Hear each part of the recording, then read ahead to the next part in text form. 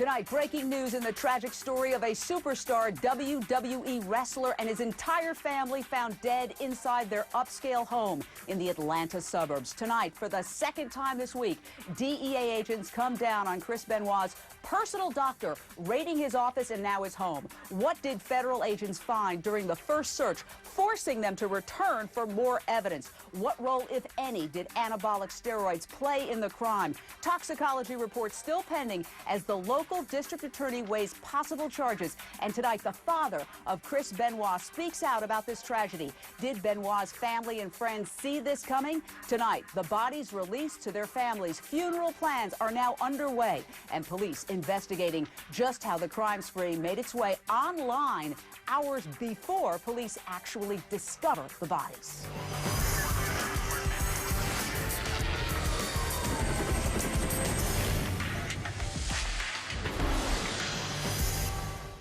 Our Atlanta affiliate WSB saying that authorities are now raiding the office of Chris Benoit's doctor for a second time, in addition to a raid on the home of Dr. Phil Ashton's mother, which is apparently where he is living. Now, you may recall Ashton's name was on prescriptions of anabolic steroids and narcotics, which were found in the wrestler's home. Good evening. I'm Jane Velez-Mitchell in tonight for Nancy Grace. Major developments in an unfolding tragedy. Superstar WWE wrestler Chris Benoit, his wife, and 7-year-old son, who suffered from a rare medical condition called Fragile X syndrome, all found dead inside their upscale gated community in the Atlanta suburbs. We're here outside the office with Dr. Phil Ashton in downtown Carrollton, where federal agents raided it just a short time ago. They came in and used a battering ram to get inside the door here, and apparently were searching for a variety of things and had another warrant to come inside here. They were also at the home about 6 blocks from here, where the doctor had been staying with his mother and some other family members. What is different about this raid than the one on Wednesday evening? Simply, we're looking.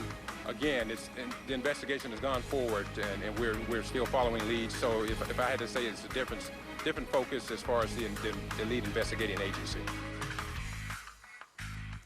Tonight, we are talking about the strange and very sad case of Chris Benoit, the professional wrestler who seemed to be on top of the world, but who privately appears to have been suffering from a host of personal demons and family troubles. For the very latest, let's go straight out to investigative reporter Nicole Parton, who is outside the Benoit mansion in the suburbs of Atlanta. Nicole, what is the very latest? Good evening, Jane. Now, here's what we know. Yet again, another raid has taken place on Mr. Benoit's doctor's office. We also know that shortly after that, authorities went to his mother's home. This is the doctor's mother, where apparently the doctor was living. They are looking for more medical records. And another big question that's still unanswered, when Mr. Benoit visited the doctor's office on Friday, just before the first murder, was he prescribed any medication? That's what authorities are trying to find out. And we believe that's the reason for this raid, again on the doctor's office and then at the doctor's mother's home, where he was living as well. Now, I understand funeral plans are underway, and there are going to be 2 separate funerals, one in Canada for Chris and the other possibly in Florida for his deceased wife and their 7-year-old son. Pretty obvious. Obviously, the tragic nature of these deaths requires separate funerals. Exactly. That's what we're learning. Yes, Mr. Benoit is being taken to Canada, where funeral arrangements are being made for him. And then his late wife and son are going to be laid to rest in Florida. Again, a lot of tension, a lot of conflict. We're hearing that Mr. Benoit loved his wife, loved his son, and yet a very tragic case of love gone bad as this double homicide-suicide. Well, you said it very well. Sometimes we don't know what's going on behind closed doors. Thank you for that. Bret Hart, former WWE wrestler and a good friend of Chris Benoit's. We are delighted to have you with us. Thank you for joining our program. I know it's got to be tough for you. Is it complicated and tough grieving given the circumstances of this tragedy? For example, 2 separate funeral services in 2 countries. Yeah, this is a really tough one. I think I can see the sense in having a funeral down in Florida just because of the difference of where the families are living. But it's a tough time, and I think everyone is, everyone's just so crushed by this whole thing. It's really hard for everybody to just understand it and get to the bottom of it. And by the way, as we talk to Brett, you are looking at Bret Hart wrestling from his WCW days on the TNT network. What was your relationship, Brett, with Chris? I knew Chris ever since he was a young kid. I knew him from the time he was I'm guessing maybe 10 or 12. And he was a fan back then, and I had just started my career. And I remember my father brought him back for me to meet him. But because he was this was a kid that wanted to be a wrestler from the time he was 10 years old, I think. You know, I have to ask you a question, because so many people are saying, wait, we have to hold off on the issue of steroids. We don't have the toxicology results back, and that's true. But others might say, just looking at somebody as muscular as Chris, you'd have to say that he appeared almost superhuman, that there would be no way for him to get that just by working out. What are your thoughts as a colleague and a former professional wrestler? Well, you know, Chris was not the biggest guy in the world, and you know, I would guess that he probably experimented with steroids, but you know, I really didn't know. I don't know what his you know, it's not impossible to look like Chris Benoit without steroids.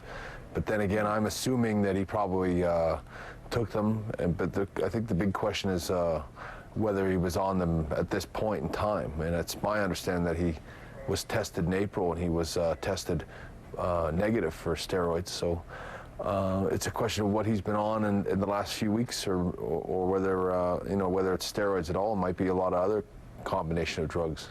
You're absolutely right. Dr. Marty McCary, who is a physician with the Johns Hopkins School of Medicine, joins us. He is an expert on many of these issues. The big question, of course, when the toxicology results are going to come out. Sometimes it seems like we're waiting forever in these big cases when it's really crucial information, and we're speculating until we know. Well, there's a good chance the toxicology results are going to show nothing. Steroids are short-acting. Your body naturally produces steroids, and unless somebody was on steroids for a very prolonged period of time, to the point where it shuts down your body's own internal production system and your own adrenal gland, we may not find out the answer. Now, I've heard that sometimes when you go off steroids, the rage and the depression can remain. So you just heard Bret Hart saying, well, the question is, was he on steroids at this time? But couldn't he have suffered the after effects of steroids even after having gone off them? Well, you're exactly right, Jane. When you come off steroids, it's a high-risk period, even higher risk than when you're on them. Because when you come off steroids, you have severe depression. It's a known risk factor for suicide, and people have fatigue and mood swings. And let's remind our viewers that anabolic steroids were found inside the home of Chris Benoit. And Benoit's father said today he's very anxious to learn the results. Listen to this.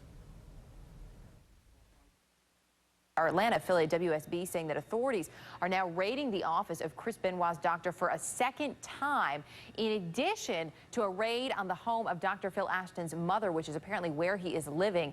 Now, you may recall Ashton's name was on prescriptions of anabolic steroids and narcotics, which were found in the wrestler's home.